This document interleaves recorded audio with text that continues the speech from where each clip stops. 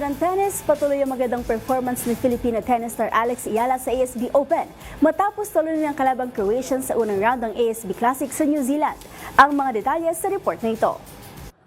Magandang simula ang ipinakita ni Filipina tennis star Alex Ayala sa kanyang 2026 campaign matapos talunin si Croatian Deldona Vekic sa unang round ng ASB Classic sa Auckland, New Zealand. Si Ayala, na ika-4 na seeded sa torneo, ay bumawi matapos matalo sa unang set at nagwagi sa score na 4-6, 6-4, 6-4 laban kay Vekic, ang world number 69 at silver medalist sa 2024 Paris Olympics.